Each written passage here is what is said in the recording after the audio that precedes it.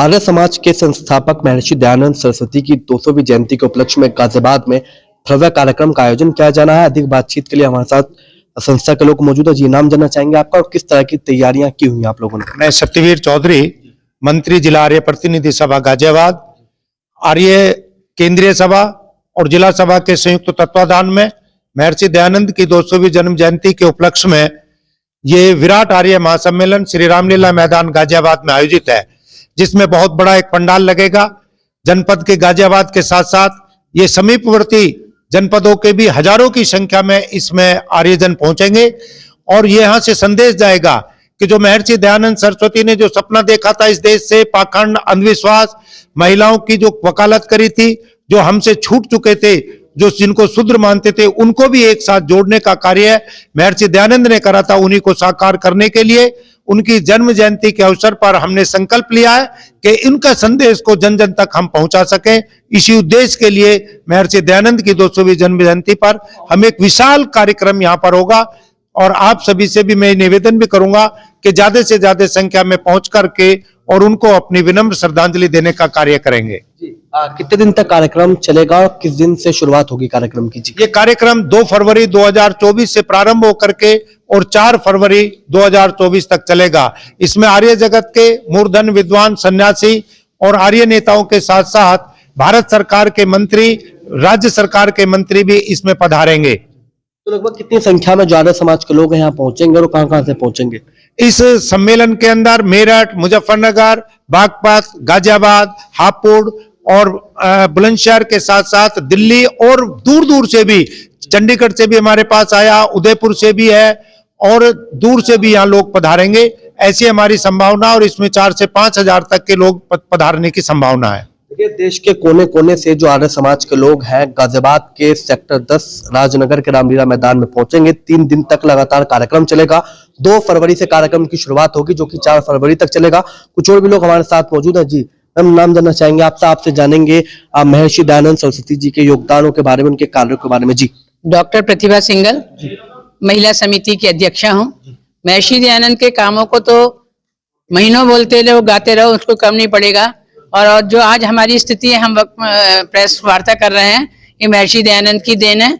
उन्होंने कहा स्त्रियां जो है ब्रह्मा हैं, साम्राज्ञी हैं, वो उनको वेद पढ़ने का अधिकार है। उनकी वजह से आज बड़े बड़े गुरुकुल चल रहे हैं, उसकी आचार्य महिला ही हैं।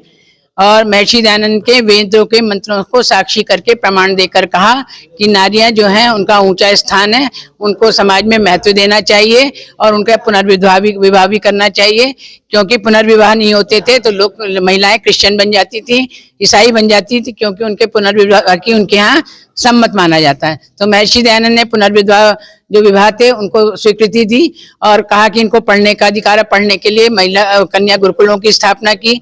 और जो हमारी जो कार्यक्रम है उसमें बहुत ज्वलंत बोलने वाली आयुषी राणा आ रही हैं, सुधा राणा आ रही हैं, पवित्रा जी आ रही हैं जो गुरुकुल शासनी की उपकुलपति हैं।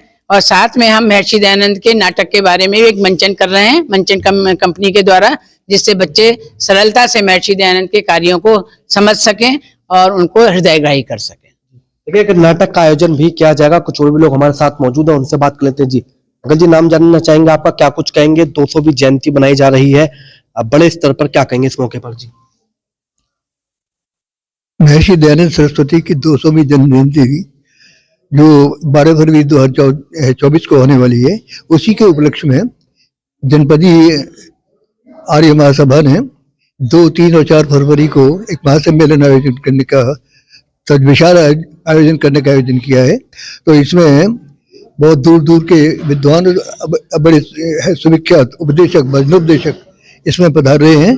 एक विशाल शोभा यात्रा भी इसी उपलक्ष्य में चल रही है और इसका उद्देश्य जो है वो वैदिक विचारधारा को और महर्षि दयानंद के उद्देश्यों को, मंतव्यों को प्रचार और प्रसार करने के लिए तन मन धन से कार्यकर्ता इसकी सफलता के लिए इस वक्त में लगे हुए हैं।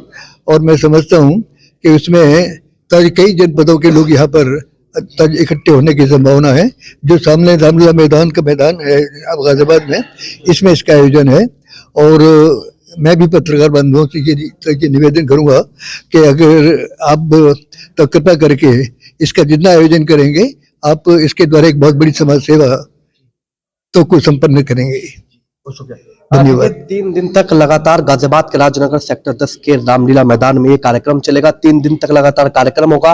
पहले दिन शोभा यात्रा निकाली जाएगी जो शहर के मुख्य मार्गों से होती हुई निकलेगी। दूसरे दिन समाज सुधार सम्मेलन होगा। प्रदेश से नहीं बल्कि देश के कोने कोने से आर्य समाज के लोग इस महासम्मेलन में पहुंचेंगे। कैमरा पर्सन दीपक कुमार के साथ सिटी न्यूज के लिए मैं विशाल रावत।